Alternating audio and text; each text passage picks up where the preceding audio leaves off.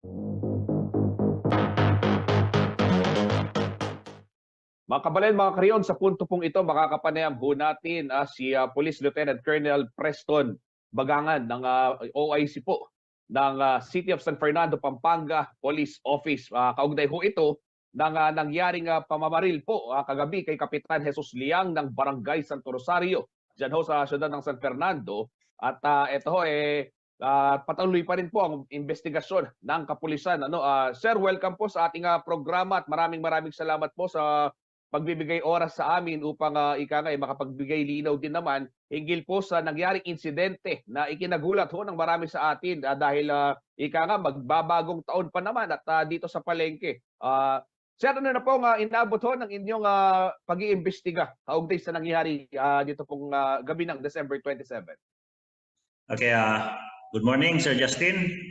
Ito po yung insidente na nangyari kagabi at about 8:30 na kung saan ang barangay captain ng Barangay Santo Rosario na si Barangay Chairman Jesus Liang ay binaril doon sa harapan ng City Public Market dito sa City of San Fernando. And then ongoing pa yung investigation as of this time. Pero base sa mga interview na nakalap natin doon sa area, itong biktima, yung ating barangay captain ng Santo Rosario, ay napaka-aktibo sa pagpapatupad ng kaayusan doon sa mga ambulant vendors dito sa palengke ng City of San Fernando. So sabi ng kanyang mga kasamahan sa barangay, si Kapitan mismo ang personal na nagro-ronda doon sa mga kapaligiran para isaayos yung mga ambulant vendors na nakakasagabal dito sa mga daanan.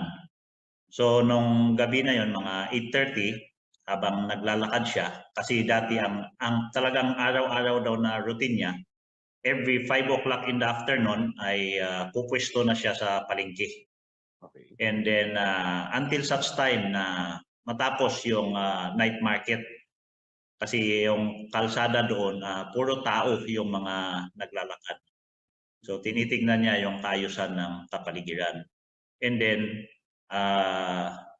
nung naglalakad siya, na nagro-ronda siya, based doon sa isang kuha ng CCTV na although hindi siya masyadong malinaw, pero nakita kung papaano yung isang lalaki ay sumunod sa kanyang likuran at binaril ng malapitan ang kanyang ulo.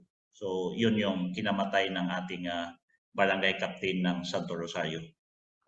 Sa ngayon ay ongoing pa yung investigation kasi kinakalap namin yung mga ebidensya na pwedeng makapag-identify doon sa gumawa ng krimen, lalong-lalo na yung mga CCTV na nakapalibot dito sa area ng crime scene. So yun yung tinututukan namin ngayon. And then based naman dito sa mga interviews dito sa mga ambulant vendors doon sa area, ay sinasabi nila na hindi nila gaanong napansin kasi masyadong makapal yung tao at saka maingay yung paligid, kaya yung putok ng baril ay hindi gaanong narinig yung ng mga tao na nasa paligid. Opo. Colonel, itong binabanggit ninyo, kasi yung mga imahe, yung mga larawan ho na nakarating sa ating istasyon, kagabi ho, halos wala na ring tao dahil nakakordon na. Oo, may nakaresponde na yung ating mga kapulisan, nandun na rin ho yung mga si Posco, yung mga tauhan po ng syudad, pagdating naman dun sa pagbabantay din dun sa lugar. Pero itong sinasabi ninyo, nang mangyari ang insidente, buhay na buhay pa ang palengke. Marami pang tao. Ganun ho ba, sir? Yes sir, Sir Justin. Actually, yung kung hindi nangyari yung insidente na yon, 10 o'clock pa ng gabi mag-iimpake itong mga vendors natin. Ngunit dahil dun sa insidente ay maaga na nag-impake yung mga ambulant vendors dun sa paligid. Pero nung dumating kami doon, ang dami pang mga tao. Naka-in place pa ang kanilang mga paninda.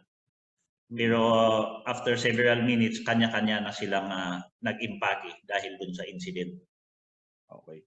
Opo.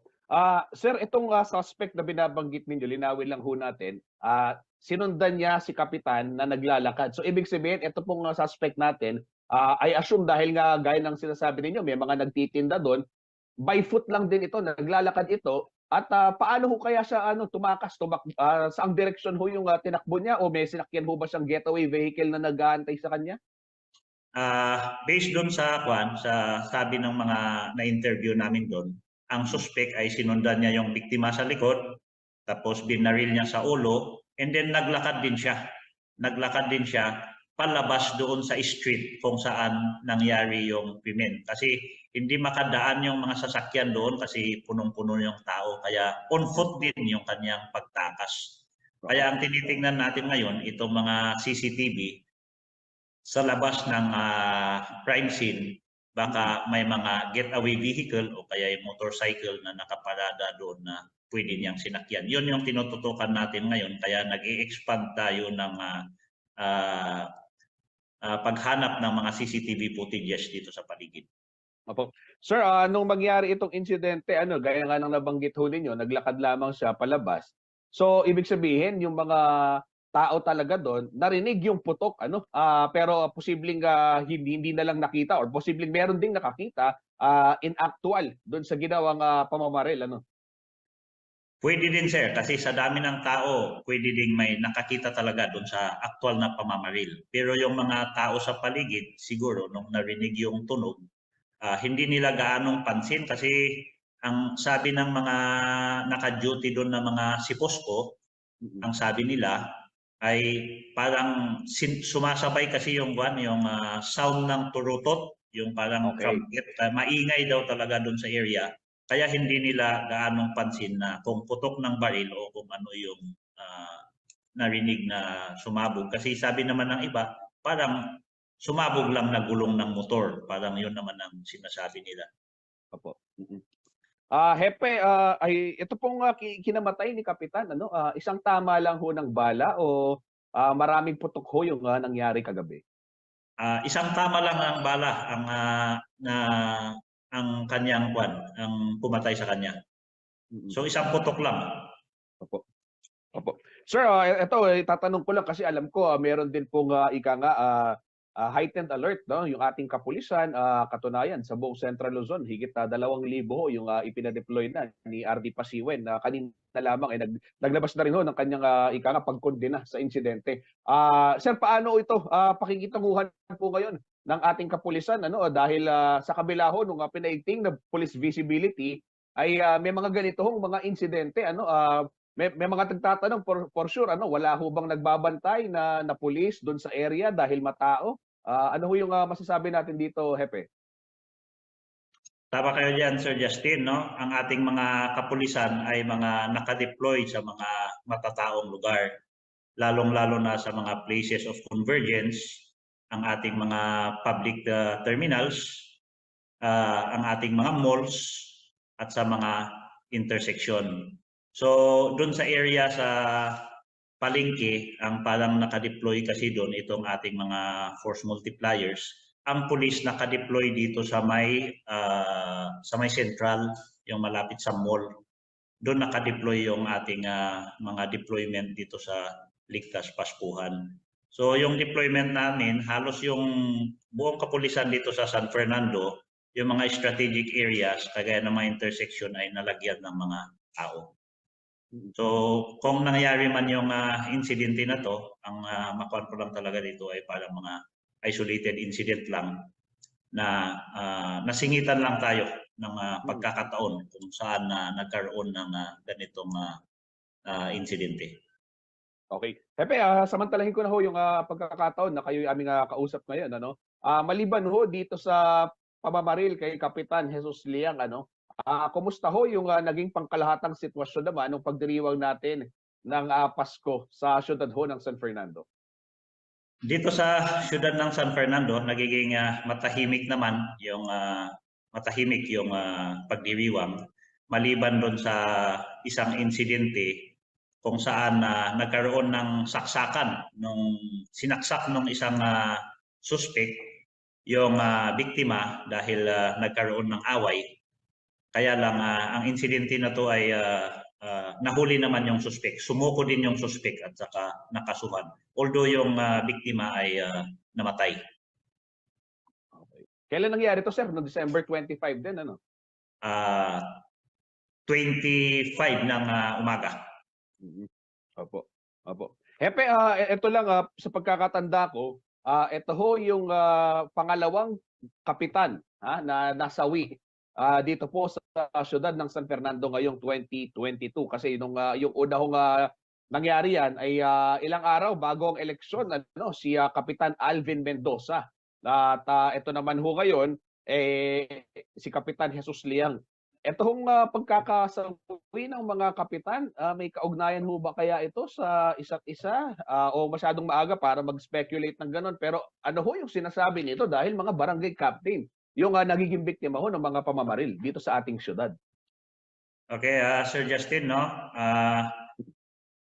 Ang ating barangay captain ay last term niya ngayon, itong biktima, si Jesus Liang. So, hindi ko masabi kung ito ay isang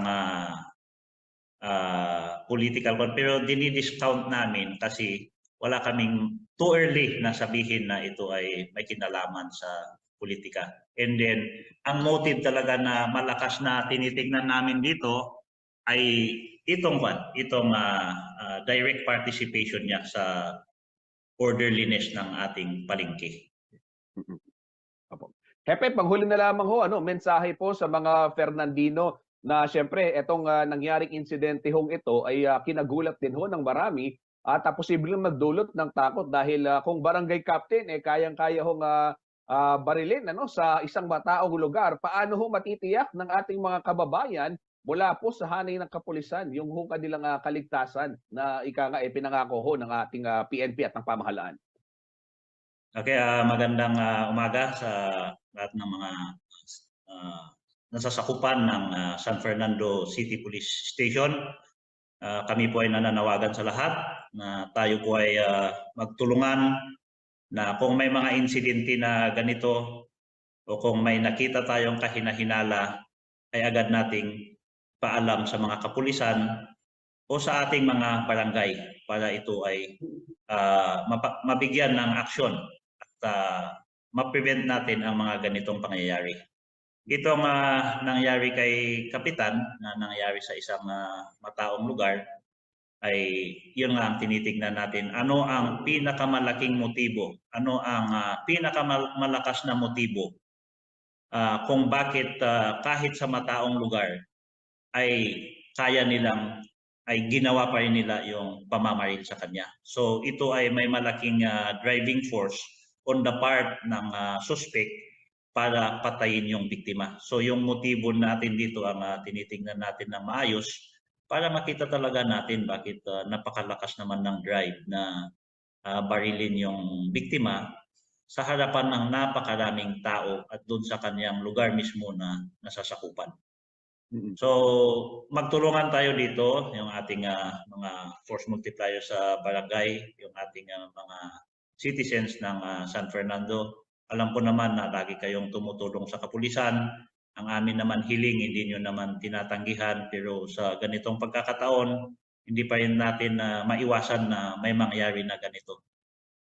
Okay, maraming salamat po Police Lieutenant Colonel Preston Bangangan, ang OIC ho nitong City of San Fernando Police Office. Sir, mag-ingat po kayo at asahan namin yung mabilis na pag-resolba ho dito sa insidenteng nangyari, itong krimeng pamamaril ho kay Kapitan Jesus Liang ng Santo Rosario. Thank you very much po, sir. Thank you, Sir Justin, and magandang buhay sa ating lahat, sa inyong mga tagapakinig. Maraming salamat sa inyo.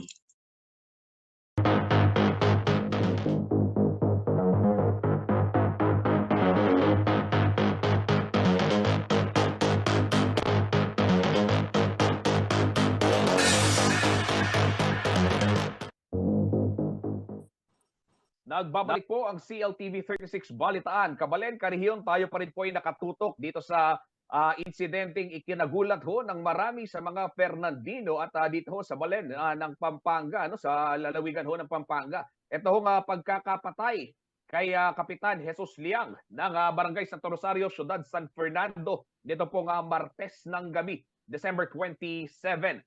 Binaril ho siya dyan sa may city, tapat ho ng City Market Plaza, dyan ho sa may Abad Santos Street, sa syudad ho ng San Fernando, kung saan merong hong nagsasagawang mga tiyangge o mga night market sa mga oras na nangyari ho itong insidente. Linawin lang ho natin, gaya ho ng nabanggit ho kanina, itong si Kapitan Jesus Liang na yung ikalawang barangay captain, na aktibong barangay captain, na napatay ho dito sa syudad ng San Fernando, Pampanga ngayong taong 2022. At nung Mayo ho, o nung ilang araw bago ang eleksyon, itong si Kapitan Alvin Mendoza naman, ng dyan sa may syudad po ng San Fernando. At ito nga po, bago matapos ang taon, magbabagong taon pa naman, nangyari ho itong insidente. At silipin ho natin sa puntong ito yung sitwasyon dyan ho sa tapat ng City Market Plaza kung saan nangyari ho itong karumal-dumal na pagbaril kay Kapitan Jesus Liang. Kasama ho natin live ngayon mula dyan sa site si Kuyang Felix Barrios. Kuya Felix, magandang umaga. Kumusta yung sitwasyon dyan sa may Abad Santos Street sa City Market Plaza ng Ciudad San Fernando, Pampanga?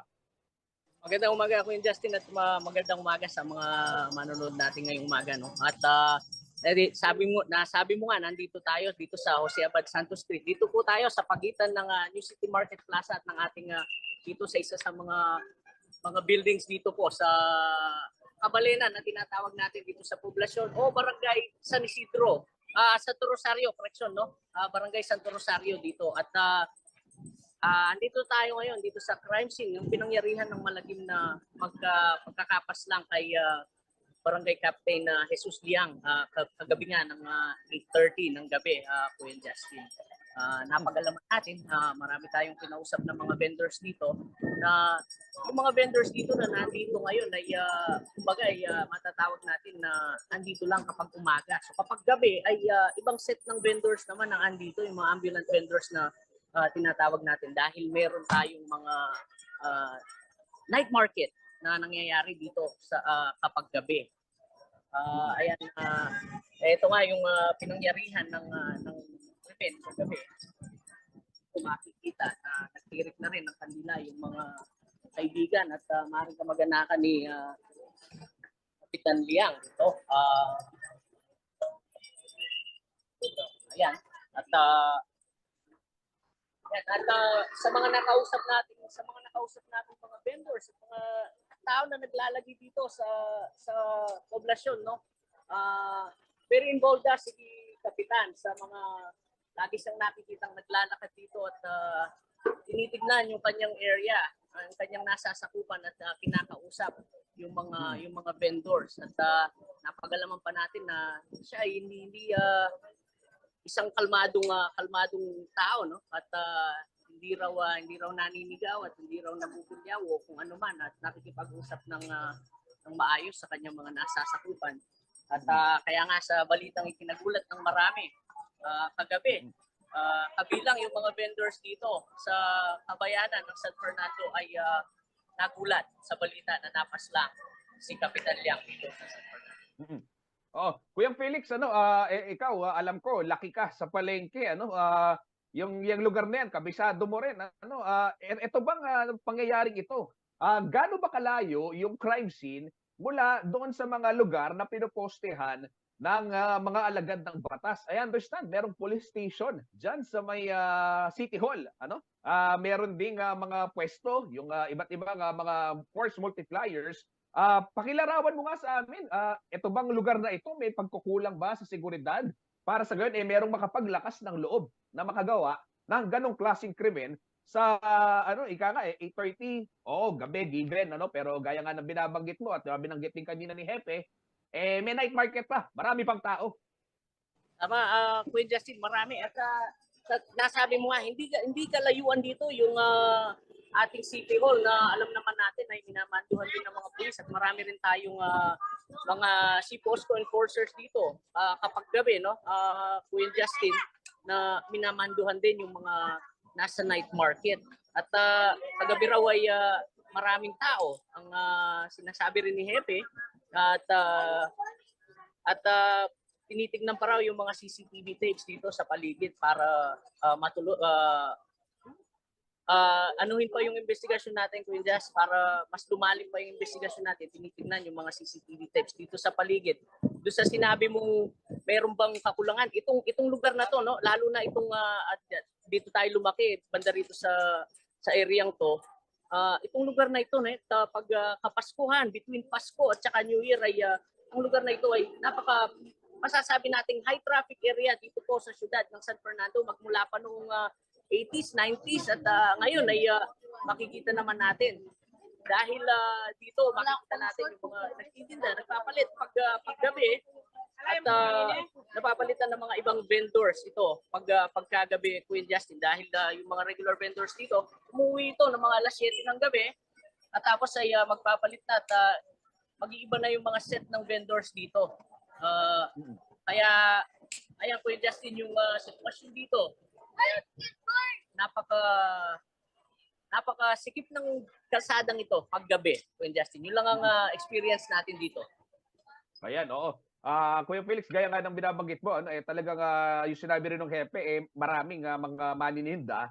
At isa ho sa mga tinitingnan, mga kabalen, mga karyon, isa sa mga tinitingnang anggulo ng ating kapulisan ay yung posibleng merong nagalit sa sa ating kapitan, kay Kapitan Jesus Liang, sa kanyang pagpapatupad ng mga batas pangkaayusan, partikular na dyan sa paligid ho ng palengke dahil nasasakupan ho yan ng Barangay Santo Rosario o yung poblasyon ng syudad San Fernando, Pampanga. Samantala bumuhos na rin ho, Kuya Felix, bumuhos na rin yung pakikiramay nitong mga kaibigan, mga kaanak at siyempre itong city government ng San Fernando ay nagpahayag na rin ng pagluluksa dahil sa nangyaring insidente. Gayon din po yung sangguniang kabataan ng Santo Rosario. Pero Kuya Felix, panghuli na lamang, yung binabanggit mo kanina, yung pagkakakilala nila kay Kapitan, mabait, hindi naninigaw, at meron ka bang nakapanayam na merong may nakwento na meron siyang nakaaway nitong mga nakaraang buwan o nakaraang linggo di kaya?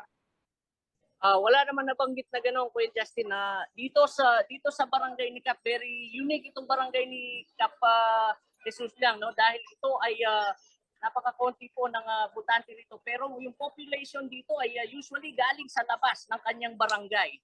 At dito nagme-merge yung iba't ibang tao. So maaring ganun nga sa pagpapatupad ng batas ay mayroong hindi nagustuhan sa mga pagpapatupad ng batas ni Cap. Okay, maraming salamat Kuya Felix Barrios. Nag-uulat ho live mula dyan ho sa may crime scene kung saan ho binaril at napatay ito hong si Kapitan Jesus Liang ng Barangay Santo Rosario, poblasyon sa syudad ho ng San Fernando, Pampanga. Kuya Felix, mag-ingat kayo dyan. Kabalan Kariyon, marami pa pong may init na balita sa pagbabalik ng CLTV 36 Balitaan atin to.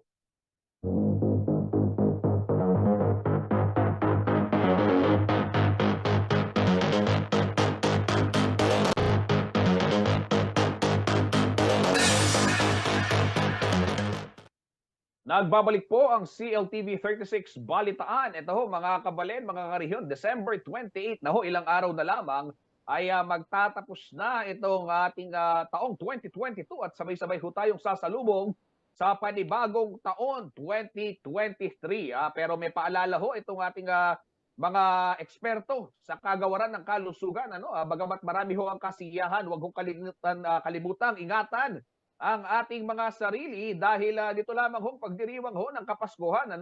As of December 27 ay 7 ho ang naitalang biktima ng paputok dito ho sa Regional Epidemiology and Surveillance Unit o RESU ng Department of Health Central Luzon. Lahat umano ng naputukan o biktima nitong firecracker related injury ay pawang mga kabataan na edad 8 hanggang 16 na taon.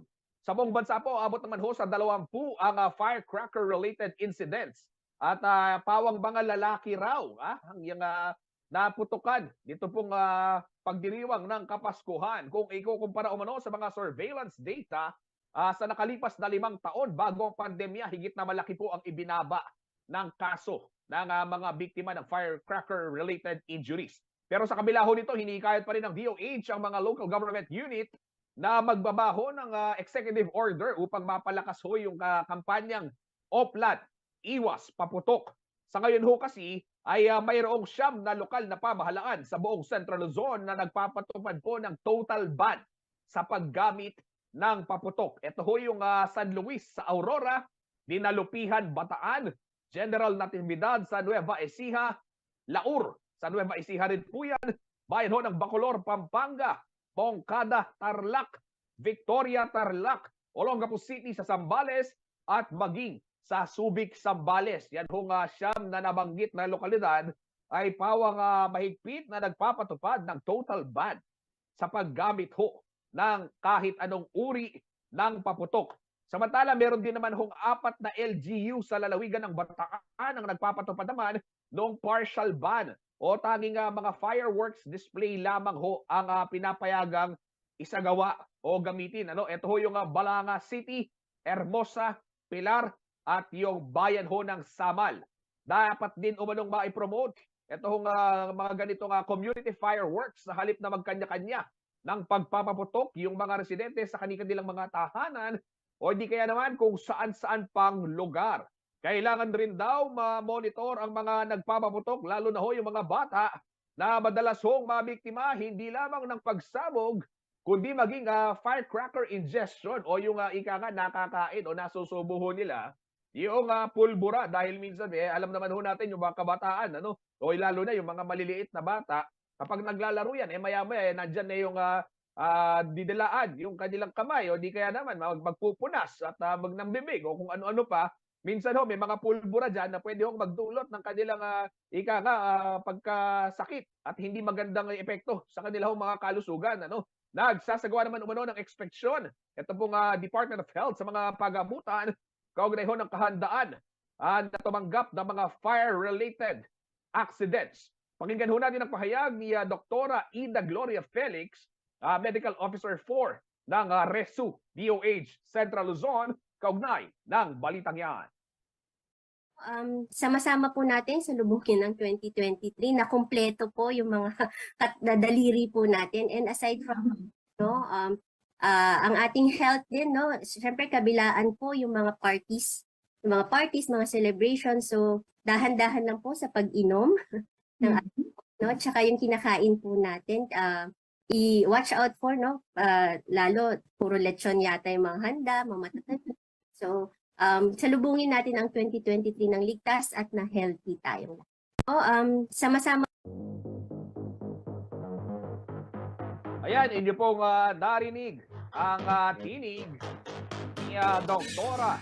Ida Gloria Felix, Medical Officer 4 ng Regional Epidemiology and Surveillance Unit ng Department of Health Region 3. Ayan, bukod ho sa pag-iingat sa paputok, mga kabalin, tayo ay pinaalalahanan na maging maingat din ho sa ating kakainin dahil kaliwat kanan ho yung mga party, totoo yan, Bagamat masarap ang lechon para ho sa iba sa ating mga kababayan, ay isipin ho natin yung ating alta presyon. Naku, paring Johnny, paring Johnny, mag-iingat daw sa mga lechon, sa mga roast beef, sa mga steak, yung mga matatabang pagkain, Ray Bravo, ayan, paalala yan ng ating Department of Health.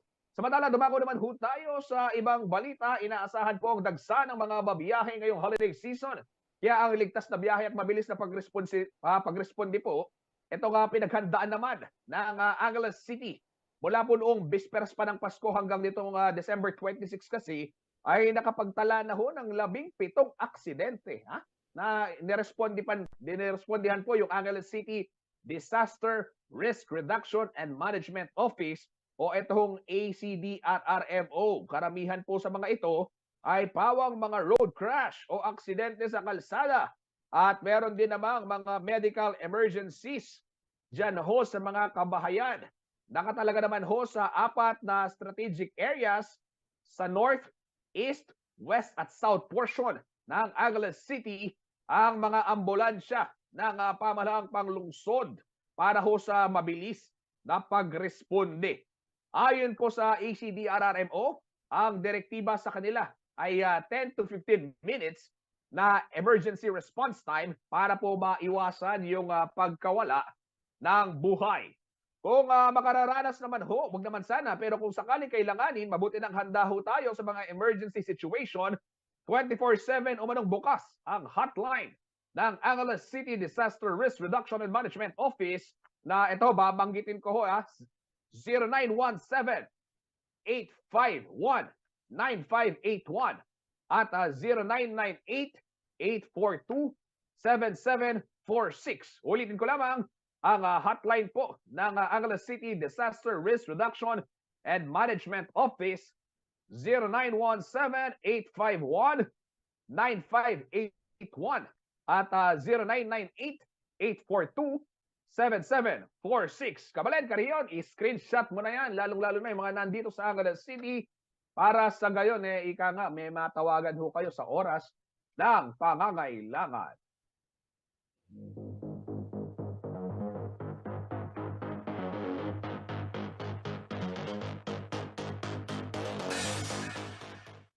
Ito, nanonood sa ating programa ngayon si Kuyang Nino de Balocos. I'm watching from Malabon City. Ayan, maraming salamat, Kuyang Nino. Hanggang Malabon at kahit saan ka man sa bansa, pwede mong mapanood. Kahit saan ka man sa mundo, pwede mong mapanood yung mga programa ng CLTV dito sa ating Facebook at sa ating live streaming, maging sa YouTube at syempre sa Signal Channel 115 kung nationwide naman yan.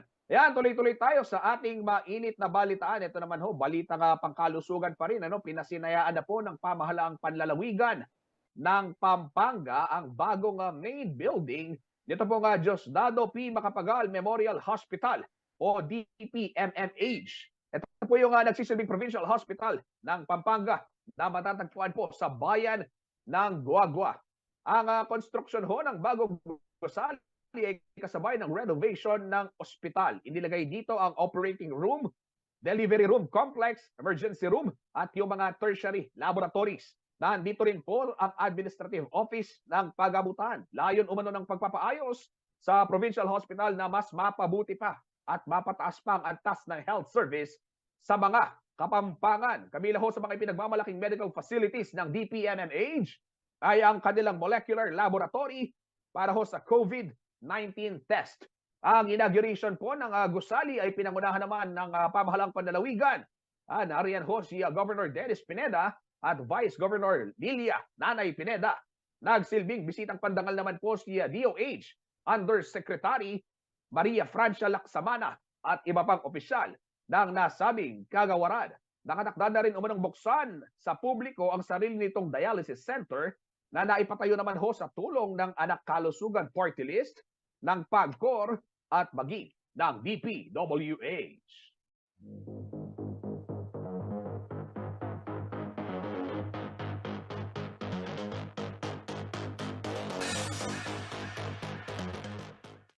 Ayan, pagbati dyan sa may pagamutan ho ng Diosdado Macapagal Memorial Medical Center.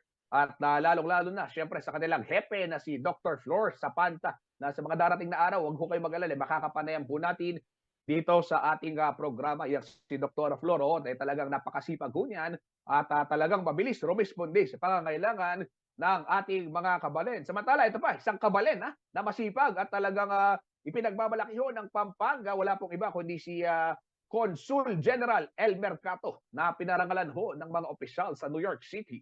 Nakatanggap po siya ng pagkilala mula po sa City Hall o sa yun nga, dahil sa kanyang pangunguna, no? Sa pangunguna ho ni Mayor Eric Adams, dahil po sa kanyang pagseserbisyo diyan sa Philippine Consulate to New York. Ito po ay si Kong Elmer Cato, Consul General, o para ho sa kanyang mga kaibigan dito sa Pampanga, Kuyang Meng ang tawag sa kanya, dahil kilalang mamamahayag din ho yan si Sir Elmer Cato. Ito po ay kaugnay nga ng kanyang pangangalaga ho sa kanyang Filipino-American community sa panahon po ng COVID-19 pandemic at doon sa paglaganap pa ng tinatawag na Asian hate. Nako, yung mga racist dyan, isa yan si Ginoong Cato, nananindigan para ho protektahan hindi lamang yung kapwa niya Kapampangan o mga karehiyon sa Central Luzon, kundi maging lahat ng Pilipino at lahat ho ng mga Asyano dyan ho sa New York. Inaprobahan naman ho ng Sangguniang Panlalawigan ng Angeles City o Sangguniang Panlungsod ng Angeles ang isang resolusyon ho na kumikilala sa mga ambag ni Cato na isa pong Angelenyo sa New York at sa mga kalapit na estado. Matatandaan nito pong nakaraang Oktubre, naibalita hong mayroon ng bagong assignment si Cato bilang Consul General of the Philippines Consulate sa Milan. Isang dating mamamahayag na pabilang po si Cato sa Department of Foreign Affairs noong 1998. Naitalaga na rin siya sa iba't ibang katungkulan sa loob at labas ng Pilipinas. Kasama na ho rito yung Washington DC at ito nga sa New York, maging sa mga war-torn areas sa Tripoli, Libya at Baghdad at sa Iraq. Minsan na rin hong tinanggap ni Cato ang Gawad Mabini na isa ho sa mga pinakabatas na parangal na ibinibigay ho sa mga Filipino diplomats. Ito po ay dahil sa kanyang inisyatiba na public-private partnership sa pagitan ho ng mga shopping malls at ng Department of Foreign Affairs Consular Offices upang lalong mapalapit ho ang serbisyo sa mga mamamayan. Ayan, kung kayo ay nagpupunta sa mga SM, sa mga Robinsons, ayan. Dahil yan sa naging inisyatiba ni Amba El Mercato. Kuyang Meng, Ayan, pagpupugay at ika nga, congratulations. Pag maragul na ka, ning Balen, Kapampangan.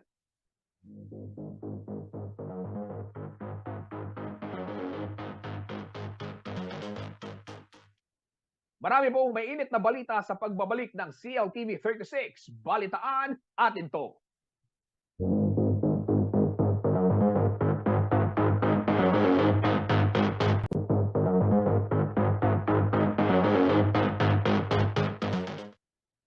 Nagbabalik po ang CLTV 36 Balitaan at sa iba pang bahong nangungunang balita, ito ho. Inclusive growth ang target daw maitulak ng Clark Development Corporation para ho dyan sa Clark, Freeport and Special Economic Zone sa darating taong 2023. Ito po ang binigyang diin ni Attorney Agnes De Vanadera, President and CEO ng state-run government-owned corporation na CDC. Ito ho, ayon ho kay De Vanadera, bagamat nakikita na yung patuloy na pag-unlad ho ng mga locators at mga negosyante dyan ho sa loob ng Clark, Freeport, ay maganda na maisama rin ho sa pag-unlad yung mga kababayan ho nating manggagawa na umaasa ho sa mga trabaho na ibinibigay ho ng Freeport Zone. At kabilang naman sa mga plano pa nilang i-develop sa mga darating pang panahon, ito hong paglalagay ng mga rainwater collection system sa mga pasilidad ho ng mga locator at maging sa mga tanggapan ng CDC at yung pagsasaayos daw ng mass transport system dahil aminado ho ang opisyales na mahirap puntahan itong ilang mga tourist destinations sa loob ho ng Clark Freeport Zone dahil na rin kung wala kang sariling sasakyan dahil ika nga mahirap daw yung pagko-commute. So isa ho ito sa mga nais ayusin ng pamumuno ni President and CEO Attorney Agnes VST De Vanadera dyan ho sa Clark Freeport Zone. At upang higit daw na mahikayat itong mga kababayan ho natin mula sa iba't ibang bahagi ng bansa at maging mga dayuhang turista na pasyalan ho yung mga iba't ibang destinasyon, mahalaga na magkaroon ho ng connectivity dyan sa Freeport Zone. Nariyan na ho yung Clark International Airport at inaasahan naman yung pagkakakumpleto ho nitong yung train station, yung Clark North-South Commuter Railway at syempre ho itong pagkakaroon din ng mga point-to-point na mga bus patungo at mula naman sa mga major cities diyan dito sa ating bansa. Ang sinasabi pa ho ni Attorney De Vanadera ay itong create law o yung i-tax incentive ng mga locators. Ito po yung kanyang inilalaban naman upang sa gayon higit na mahikayat daw yung mas marami pang mamumuhunan sa loob ng Clark Freeport Zone. At kung maraming mamumuhunan, maraming trabaho para sa ating mga karehiyon dito sa Central Luzon. Naniniwala daw si De Vanadera na hindi lamang potensyal meron ng Clark dahil sa mga lugar o yung mga pasilidad na meron ito at nakapaligid dito, kundi masisipag at creative din daw yung mga Kapampangan at yung iba pa nating mga karehiyon gaya na lamang ng mga Tarlakenyo na nagtatrabaho rin at kaisa sa pagpapaunlad ng Clark Freeport Zone. Clark is already developed. Marami pa tayong, we have to tweak many things, but the tweaking is in the focus. So, of course, I would like to share with you what is now the focus of the present administration. We are going to have heightened focus on the following. Number one, energy. Kasi we are affected with the short in supply. And then water, we are also affected by the very limited sources of water. Because the aquifer, alam natin lahat yun. We cannot have too much on the aquifer, otherwise everybody would suffer. So we're looking into something like a rainwater collection system that we will require the locators or group of locators and CDC itself to make sure that we have all those installed. Yun lang.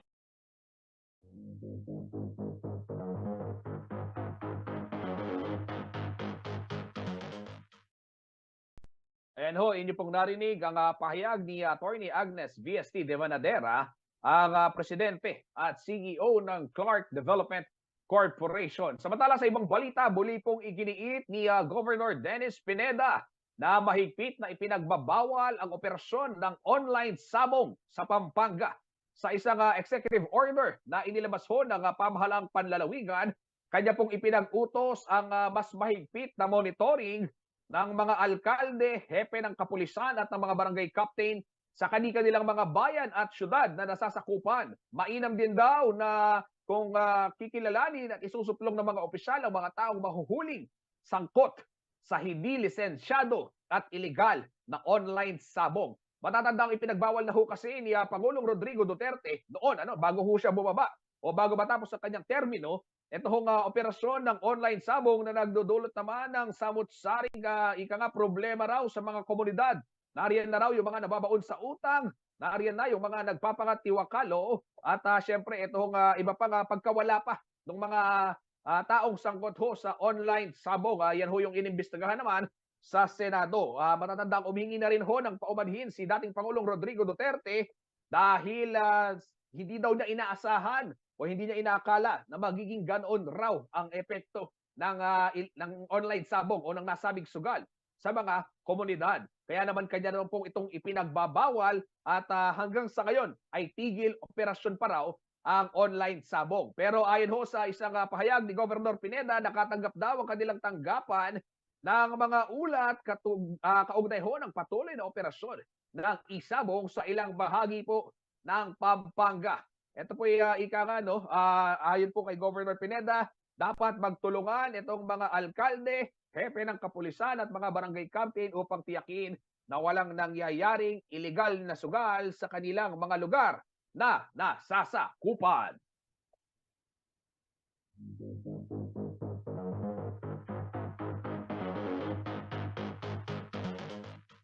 Sa punto pong ito, alamin naman ho natin na magiging taya ng panahon mula kay Ginoong Manny Esguerra, ang Chief Weather Forecaster ng Pag-asa Clark.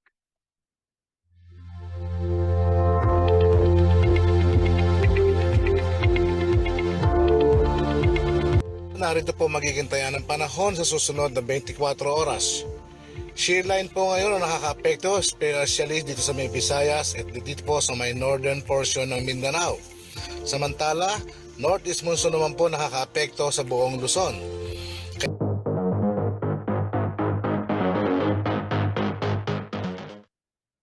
Nagbabalik po ang CLTV 36 Balitaan at sa iba pang bahong nangungunang balita, ito ho.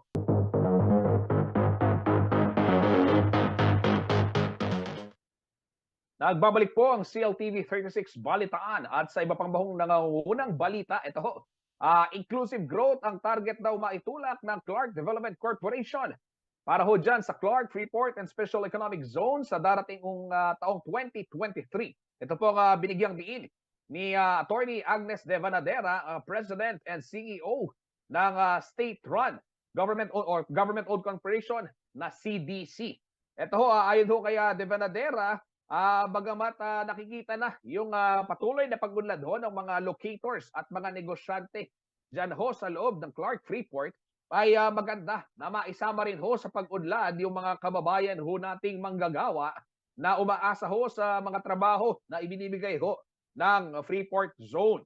At kabilang naman sa mga plano pa nilang i-develop sa mga darating pang panahon, ito hong paglalagay ng mga rainwater collection system sa mga pasilidad ho ng mga locator at maging sa mga tanggapan ng CDC at yung pagsasaayos daw ng mass transport system dahil aminado ho ang opisyales na mahirap puntahan itong ilang mga tourist destination sa loob ho ng Clark Freeport Zone dahil na rin kung wala kang sariling sasakyan dahil ika nga mahirap daw yung pagko-commute. So isa ho ito sa mga nais ayusin ng pamumuno ni President and CEO Attorney Agnes VST de Banadera dyan ho sa Clark Freeport Zone.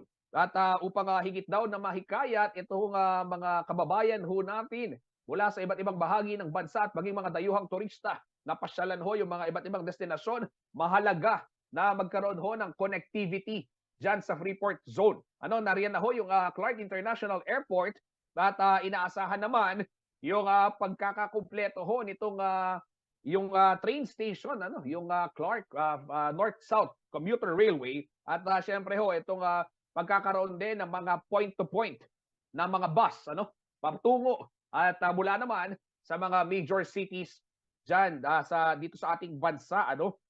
Ang sinasabi pa ho ni Attorney De Banadera ay itong create law o yung i-tax incentive ng mga locators. Ito po yung kanyang inilalaban naman upang sa gayon higit na mahikayat daw yung mas marami pang mamumuhunan sa loob ng Clark Freeport Zone. At kung maraming mamumuhunan, maraming trabaho para sa ating mga karehiyon dito sa Central Luzon. Naniniwala daw si De Banadera na hindi lamang potensyal meron ng Clark dahil sa mga lugar o yung mga pasilidad na meron ito at nakapaligid dito, kundi masisipag at creative din daw yung mga Kapampangan at yung iba pa nating mga karehiyon gaya na lamang ng mga Tarlakenyo na nagtatrabaho rin at kaisa sa pagpapaunlad ng Clark Freeport Zone.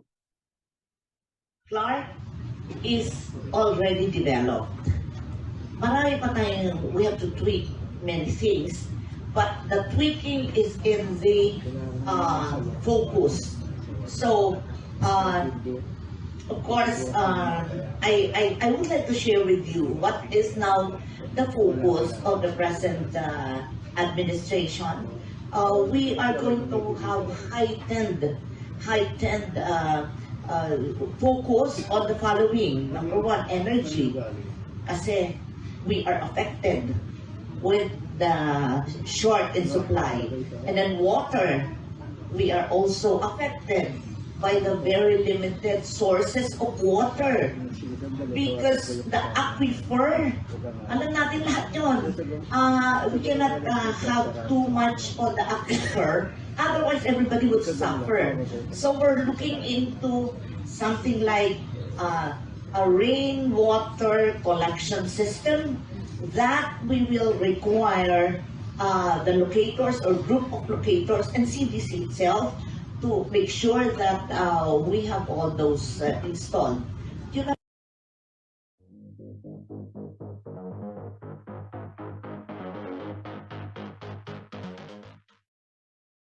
Ayan ho, inyo pong narinig ang pahayag ni Attorney Agnes VST de Banadera, ang presidente at CEO ng Clark Development Corporation. Samantala sa ibang balita, muli pong iginiit ni Governor Dennis Pineda na mahigpit na ipinagbabawal ang operasyon ng online sabong sa Pampanga.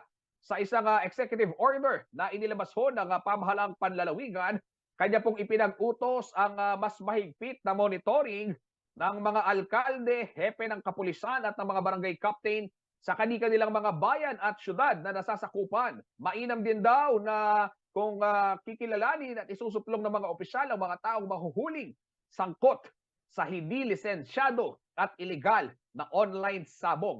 Matatandang ipinagbawal na ho kasi ni Pangulong Rodrigo Duterte noon bago ho siya bumaba o bago matapos ang kanyang termino. Ito hong operasyon ng online sabong na nagdudulot naman ng samut-saring problema raw sa mga komunidad.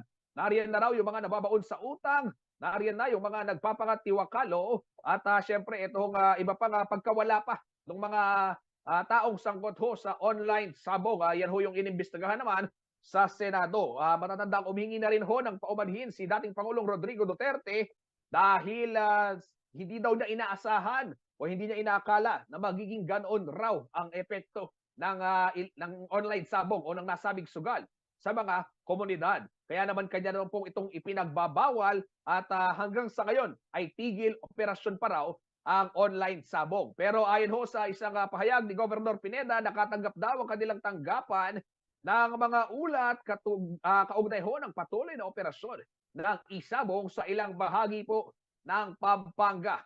Ito po ika nga, no? Ayon po kay Governor Pineda, dapat magtulungan itong mga alkalde, hepe ng kapulisan at mga barangay captain upang tiyakin na walang nangyayaring illegal na sugal sa kanilang mga lugar na nasasakupan.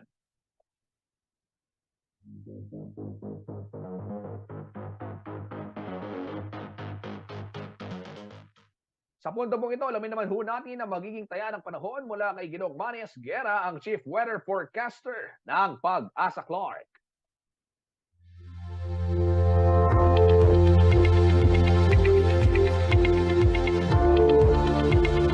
Narito po magiging taya ng panahon sa susunod na 24 oras. Shear line po ngayon ang nakaka-apekto, especially dito sa may Visayas at dito po sa may northern portion ng Mindanao. Samantala, northeast monsoon naman po nakaka-apekto sa buong Luzon. Kaya po ang mga lugar ng Eastern Visayas at Caraga, magiging maulap po ang papawiri na may mga kalat-kalat na mga pagulan, pagkulog at pagkidlat. Ito po ay dulot ng shear line. Gayon din po sa may Palawan at natitirang bahagi ng Visayas at Mindanao, maulap po ang papawiri na may mga kalat-kalat na mga pagulan, pagkulog at pagkidlat. Ito po ay dulot din ng shear line. Ang Cagayan Valley, Cordillera, Administrative Region, Aurora, Quezon at Bicol Region, maulap po ang papawiri na may mga pagulan. Ito po ay dulot ng northeast monsoon o amihan. Ang Metro Manila po at nalalabing bahagi ng Luzon, kasama na po dito ang Pampanga, ay magiging bahagi hanggang sa kuminsan ay magiging maulap din po ang papawirin. Meron lamang po inaasahan ng mga mahihinang mga pagulan. Ito po ay dulot din ng northeast monsoon o amihan. Sa ngayon po ay ito lamang po ang mga weather system na binabantay ng Pag-asa at nagbibigay po ng pagulan sa ilang parte ng ating bansa. So pinag-iingat pa rin po ang lahat dahil sa ibang lugar po ay posible po ang mga flash floods at saka po ang landslide.